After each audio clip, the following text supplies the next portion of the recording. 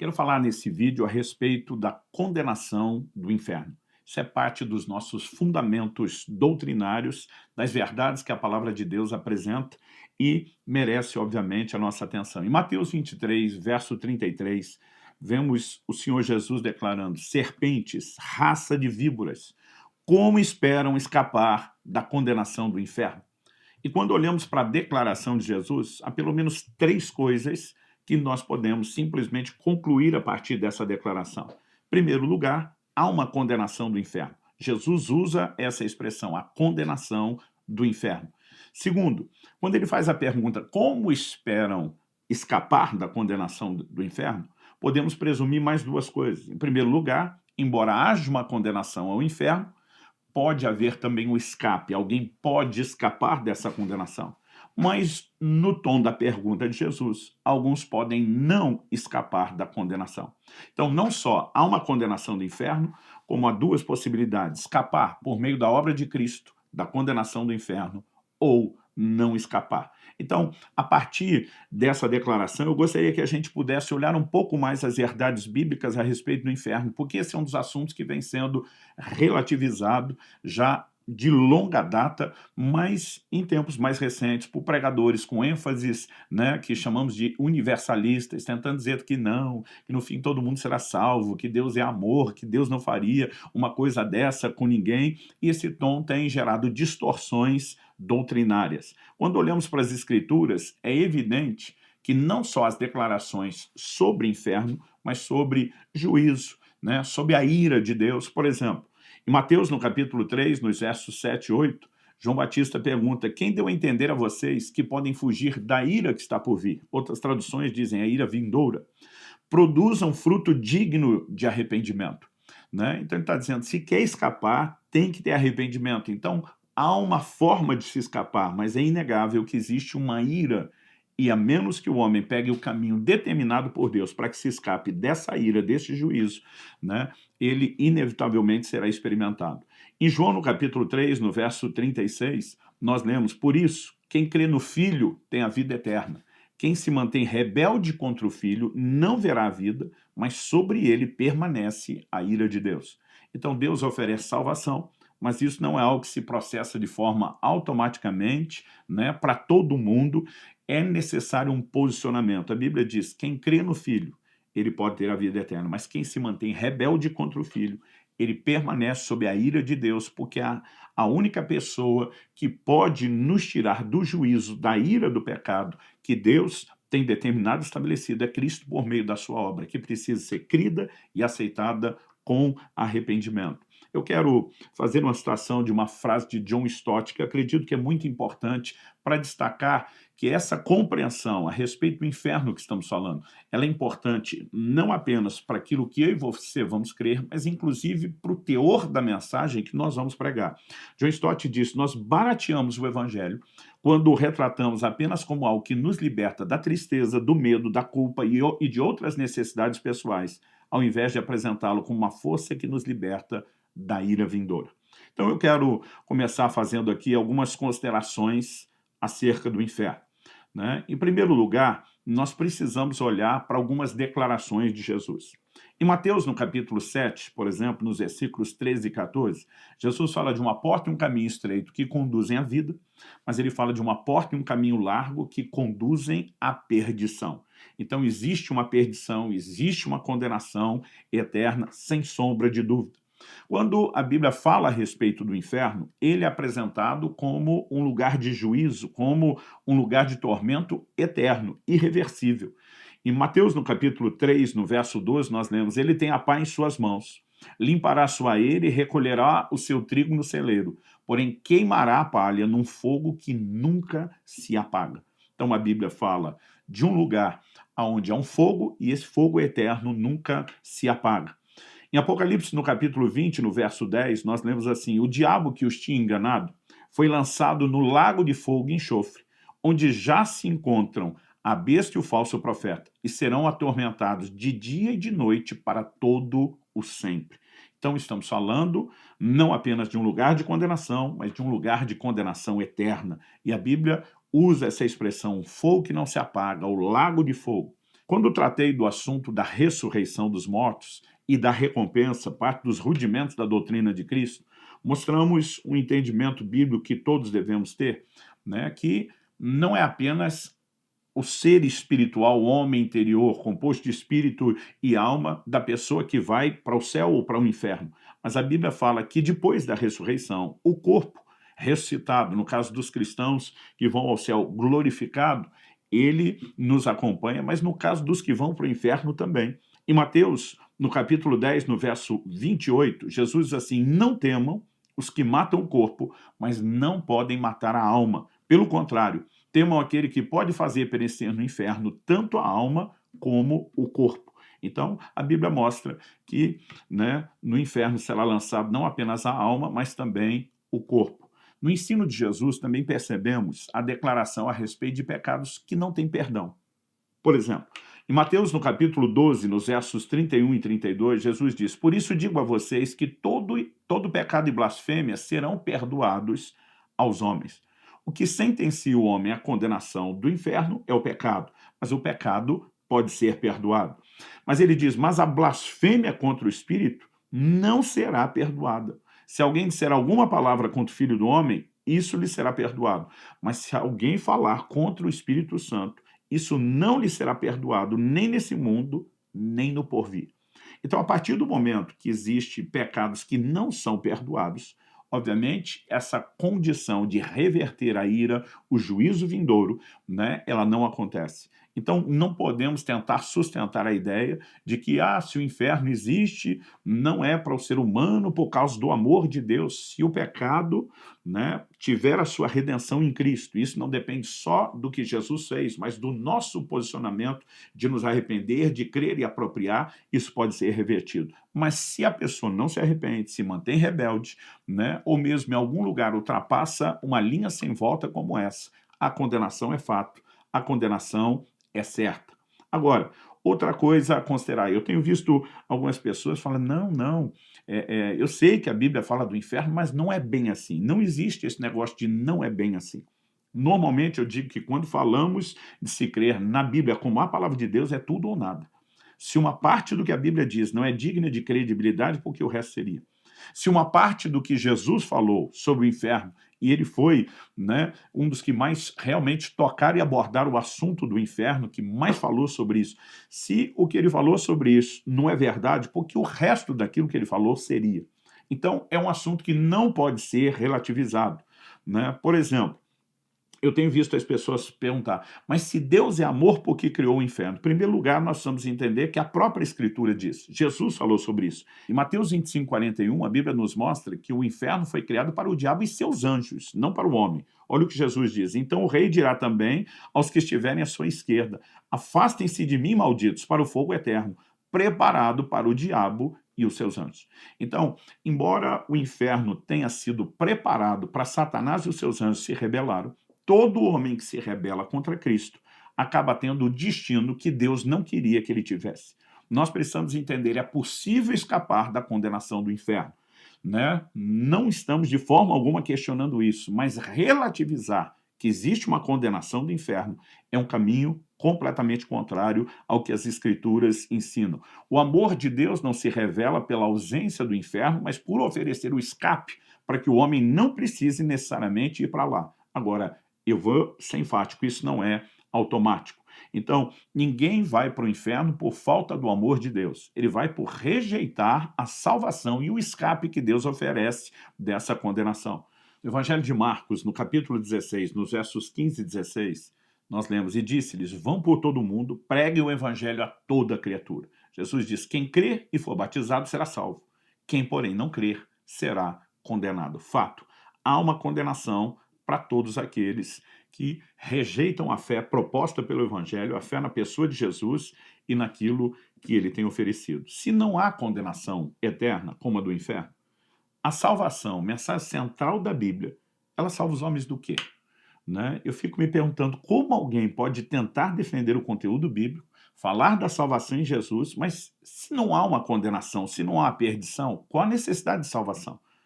Alguns até dizem: não, até haveria o risco, mas como Deus salvou todo mundo, ele não existe. Não, Jesus fala sobre isso, os apóstolos falam sobre isso, né? O Novo Testamento trata disso com muita clareza, com muita intensidade, e nós não podemos ignorar essas considerações que fizemos até agora a respeito do inferno. Em segundo lugar, nós precisamos dar atenção aqui a diferentes expressões que a Bíblia usa para se referir ao que nós denominamos como inferno. Estou usando a expressão nós denominamos porque a palavra inferno é latina, né? Ela não consta na Bíblia, nos originais, nas Escrituras. Na verdade, nós temos várias palavras diferentes que são traduzidas e que acaba se usando o sentido da palavra inferno para falar desse lugar de condenação. A primeira delas é a única palavra que temos em todo o Antigo Testamento, não há variação, é a expressão Sheol, né? Ela significa o lugar das almas dos mortos. No Antigo Testamento, todos os que morriam iam para lá, né? Esse é um assunto que será melhor detalhado quando chegarmos na área de conversar e entender sobre salvação, e eu vou falar a respeito da salvação dos santos do Antigo Testamento. Mas em Números 16, nos versos 30 e depois 33, a Bíblia diz assim: mas se o Senhor criar alguma coisa nova, e a terra abrir a sua boca, e os engolir com tudo que eles têm, e eles descerem vivos ao mundo dos mortos, essa expressão ao mundo dos mortos é ao Sheol, ele estava falando da revolta de Coré, Datã e Abirão. Ele continua e diz: então vocês saberão que estes homens desprezaram o Senhor. E aconteceu que assim que Moisés acabou de dizer todas essas palavras, a terra debaixo deles se fendeu, abriu a sua boca e os engoliu com as famílias deles, com todos os que eram partidários de Corá e com todos os bens deles. Provérbios 15, 24 também diz: para o sábio, o caminho da vida leva para cima, para desviar do inferno embaixo. A expressão aqui traduzida inferno, Sheol, né? Agora, a Bíblia fala de um caminho da vida que leva para cima, né? Olhamos para a declaração, né, de Jesus quando ele fala a respeito do rico e o Lázaro. Ele fala de um abismo que separa o lugar de perdição dos de condenação, mas ele fala até mesmo de uma comunicação entre eles. Depois a Bíblia fala de Cristo levando cativo o cativeiro. De qualquer forma, né, ainda que não seja possível detalhar essa questão do Sheol agora, no Novo Testamento, nós vemos uma palavra que é o equivalente de Sheol, que é o Hades. Ela aparece várias vezes, né, nos textos bíblicos do Novo Testamento, e o próprio texto que acabei de mencionar, de Lucas 16, de 19 a 31, ele utiliza a palavra Hades, e quando Jesus está falando a respeito do lugar de condenação para o qual o rico foi levado, ele tem descrições que não podem ser ignoradas, né? A Bíblia diz no verso 22, aconteceu que o mendigo morreu, foi levado pelos anjos para junto de Abraão. Outras traduções dizem o seio de Abraão. Morreu também o rico e foi sepultado. A Bíblia diz 23, no inferno, estando em tormentos, o rico levantou os olhos e viu de longe Abraão e Lázaro junto dele, né? Depois nós lemos no verso 24 o rico dizendo: porque estou atormentado nesse fogo, né? No verso 25, a Bíblia mostra que enquanto Lázaro era consolado, o rico recebia tormentos. Então, à medida que nós olhamos, também o verso 28 termina com essa expressão, um lugar de tormentos. Quando nós olhamos a descrição do que é o Hades, ela fala de um lugar de condenação, de um lugar de juízo, de um lugar de retribuição. A Bíblia menciona o fogo, menciona o tormento, mas a palavra aqui usada é Hades. Uma outra palavra utilizada no Novo Testamento é a palavra grega Geena. Ela, na verdade, é a forma grega da palavra hebraica Gehinnom.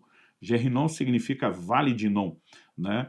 Esse era um lugar conhecido pelo fato de que ali, além deles terem um depósito de lixo queimando continuamente, né, há menções, há muitas referências de que também queimavam crianças vivas a Moloque. Mas o fato da presença do fogo continuamente aceso, né, passou a ser usado como uma forma de falar do tormento, do lugar de fogo eterno.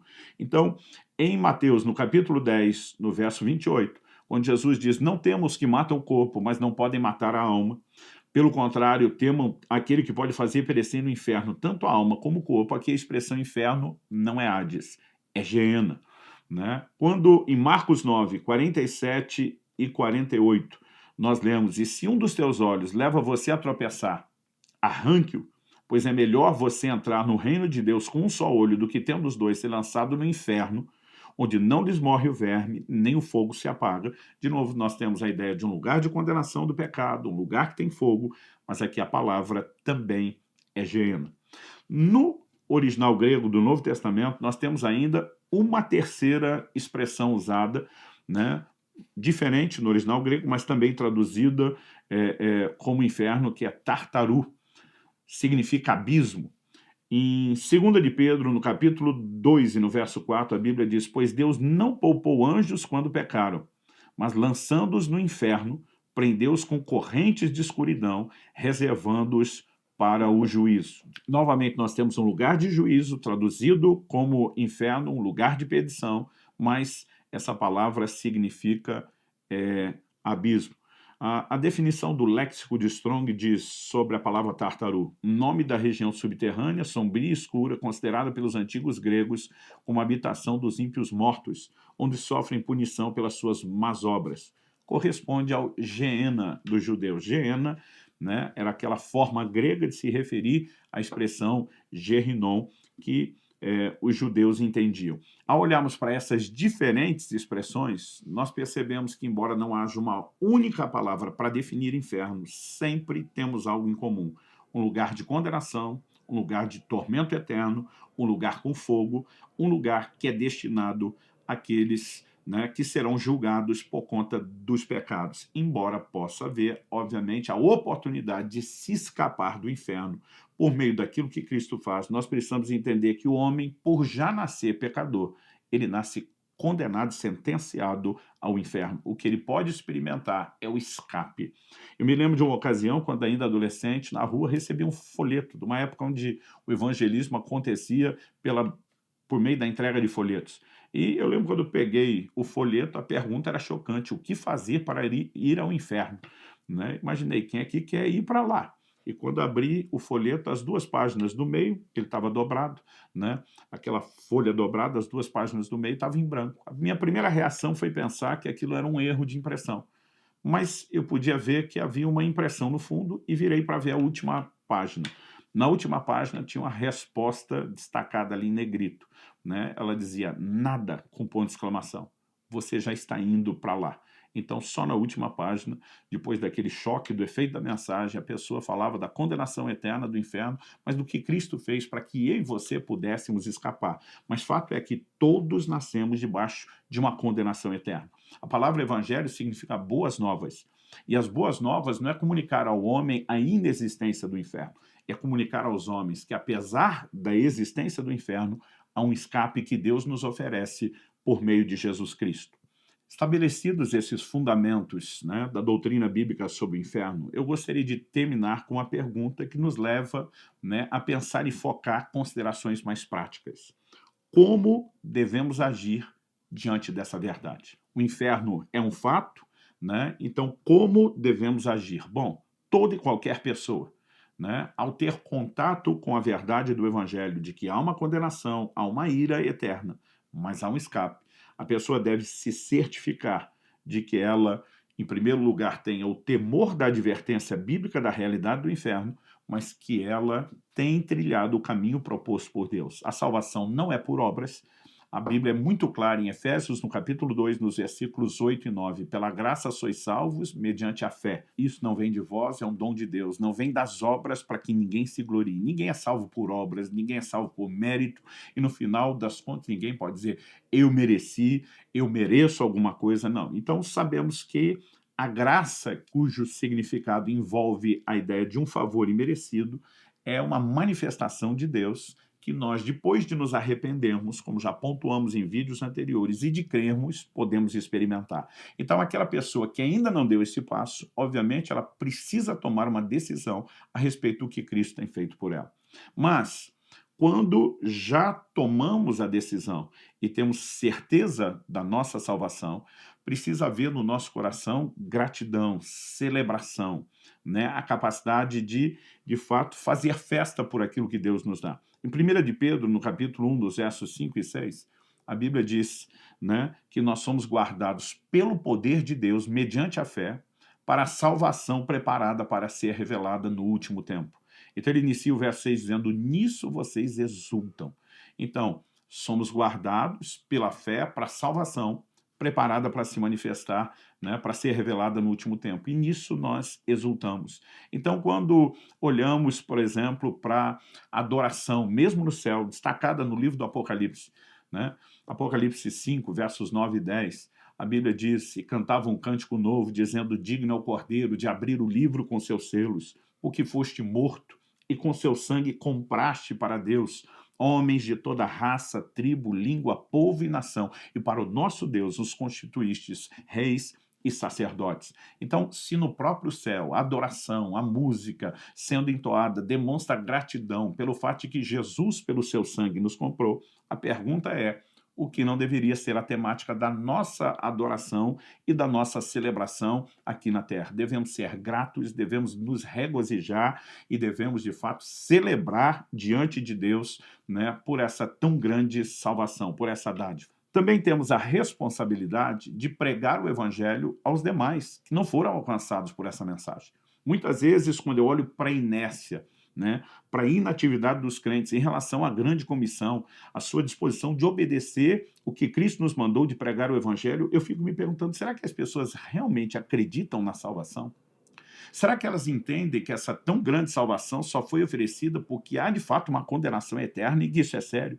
Será que elas se importam com as pessoas à sua volta, começando por familiares, né, por amigos, colegas de trabalho ou de escola? Porque quando nós silenciamos, demonstrando indiferença ao futuro eterno dos outros, ou há algo muito errado com a nossa capacidade de se importar, ou talvez a gente não esteja consciente do quão sério é a mensagem de salvação e de por que ela tem que ser pregada.